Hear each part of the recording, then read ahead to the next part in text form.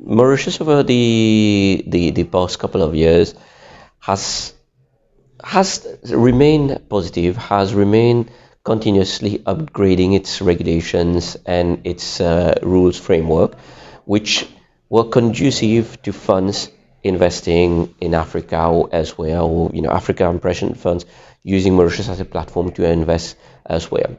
However, because of the FATF listing, a number of these entities and other entities such as the development fund in institutions, the DFIs, they have a lot of restrictions which does not allow them to invest in vehicles which are in FATF grey listed jurisdictions. So during those 2 years, a number of managers, a number of pension funds have gone towards other jurisdictions, European jurisdictions, Singapore and all, to try to diversify, to try to be able to continue to bring in capital to invest on behalf of their investors.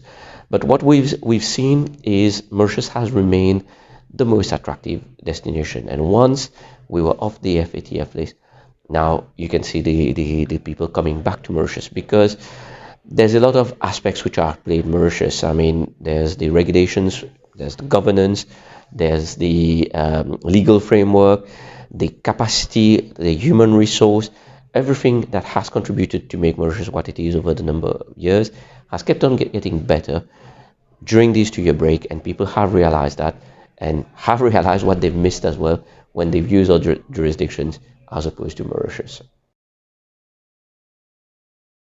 So the 45% relates to pension funds in South Africa. So pension funds in different countries, they have different rules which are associated in terms of what they can invest into and what they can't invest into, because obviously it's people's money and it's money that people have to get for their retirements eventually.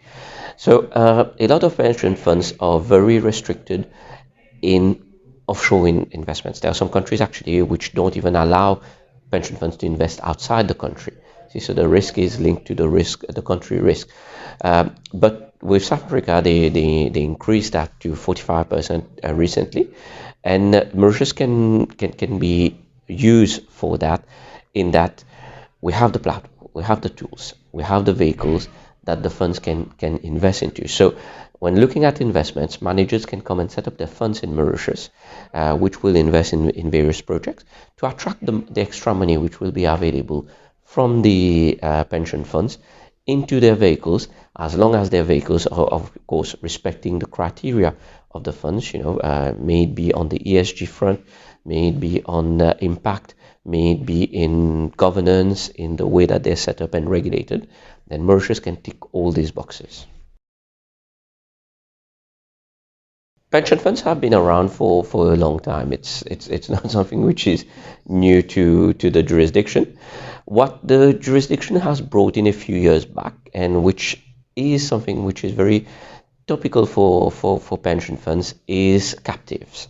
Okay, so captives is something which we feel that there's an opportunity, a massive opportunity, especially for pension funds, in that this means that larger organizations can have their own pension funds. Typically, what you would see is that organizations would go to pension fund providers, which are normally the insurance company providers, who would devise a plan for such companies.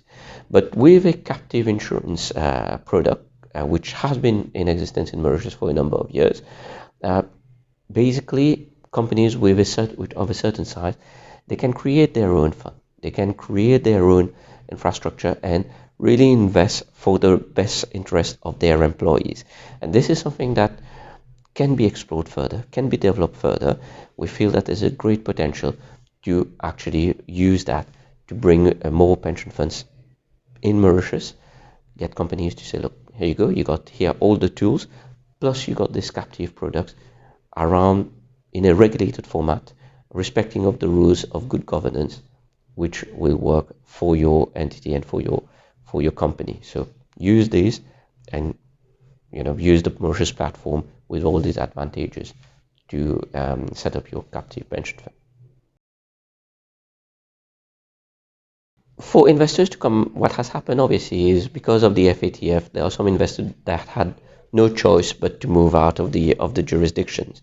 So for them to come back, we need to have something interesting to propose to them, because obviously if they've gone somewhere else, and once you set up somewhere else to come back, to say, okay, I want to come back to Mauritius, you need to have really a product which demarcates itself, which shows a big difference, and which says, okay, I've already got this here, so what's the interest of Mauritius? This is why innovative products have been introduced. We got the SPF, the Special Purpose Fund, which was introduced last year, which is a sort of a tax-neutral pass-through vehicle. So you don't get tax in Mauritius, but you get tax in your jurisdiction of investment or in your jurisdiction of where your investors are coming from. But here you get a vehicle which allows you to move your funds and make investment without any tax leakage in country.